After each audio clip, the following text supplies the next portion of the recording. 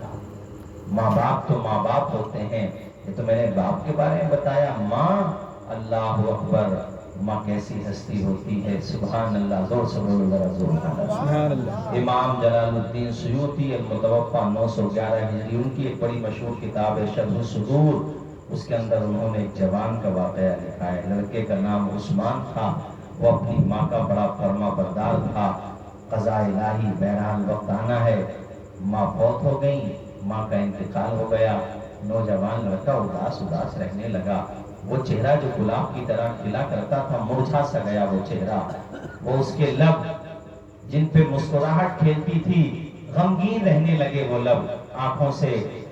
آنسو ٹپکتے تھے۔ اللہ اکبر، ایسا فرما بردار تھا، اور زیادہ تر وقت وہ اپنی ماں کی قبر پہ گزارتا۔ فرما برداری کے لیے ضروری تھوڑی ہے کہ ماں زندہ ہو تبھی فرما برداری ہوگی، ارے جو فرما بردار ہوتے ہیں ماں باپ کے فوت ہونے کے بعد بھی ان کا حق ادا کر کے تاریخ رقم کر کے جاتے ہیں۔ سبحان اللہ، جو فرما بردار ہوتے ہیں وہ ماں باپ کے انتقال کے بعد بھی ان کا حق ادا کرتے ہیں۔ اعلیٰ حضرت امام اہل سنت کا پورا رسالہ حقوق والدین پہ آپ نے فرمایا صرف زندوں کا حق نہیں ہے، بلکہ وہ اگر مر گئے ہیں تو ان کا بھی تمہارے اوپر حق ہے۔ ان کا حق تمہارے اوپر سب سے پہلا تو یہ ہے کہ تم پابند شرع بنو، نیک بنو، چونکہ تمہارے اعمال جمعرات کو ان کے پاس پیش کیے جاتے ہیں، ہفتے میں ایک دن اعمال اچھے ہوتے ہیں تو ان کی روحیں خوش ہوتی ہیں، اعمال اچھے نہیں ہوتے ہیں تو ان کی روحوں کو تکلیف پہنچتی ہے۔ سبحان اللہ۔ سب سے پہلا کام تو یہی ہے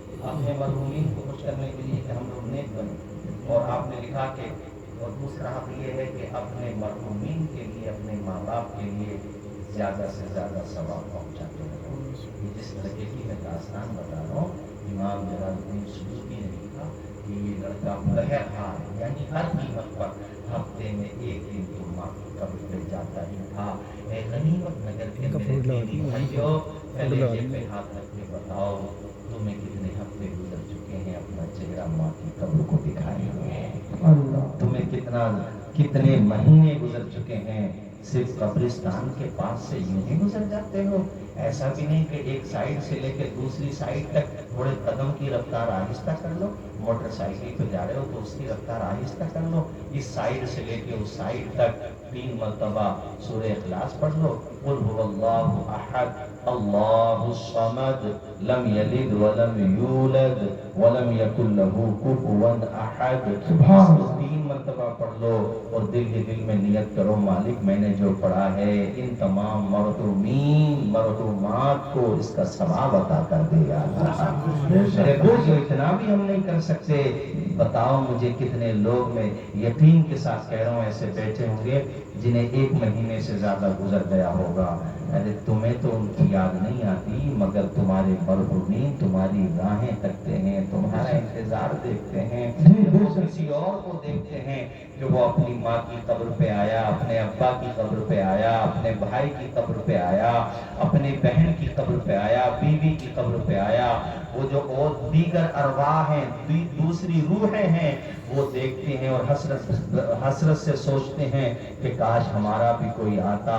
یہاں آ کے قرآن پڑھ جاتا، یہاں آ کے سورہ اخلاص پڑھ جاتا۔ انہیں تیری دولت سے کیا غرض ہے یار، وہ تو خود اپنی سمپتی تیرے نام کر کے چلے گئے، انہیں تیرے سرمائے سے کیا مطلب ہے، اسے تیرے سونے چاندی سے، تیری زمین سے، تیری فصلوں سے،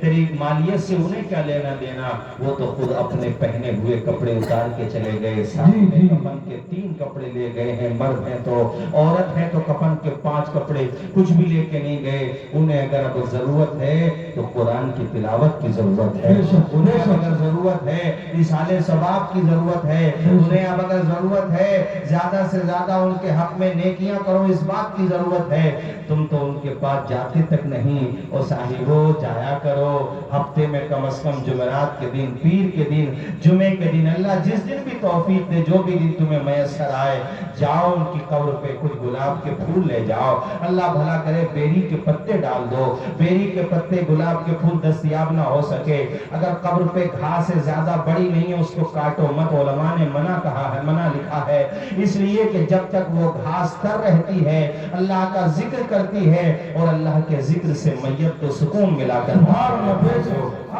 جاؤ وہاں پہ جا کے بیٹھ جاؤ قریب میں، قرآن شریف پڑھتے رہو، سورہ الحمد شریف تو سبھی کو یاد ہے، اس کو پڑھ دو، سورہ اخلاص بھی سب کو یاد ہے، وہ پڑھ دو، جو بھی تمہیں یاد ہے سورہ بقرہ کی ابتدائی اور آخری آیات یاد ہیں وہ پڑھ دو۔ آپ کو اللہ تعالیٰ کے کرم سے آپ کے ماں باپ نے ناظرہ ہی پڑھایا، اگرچہ وہ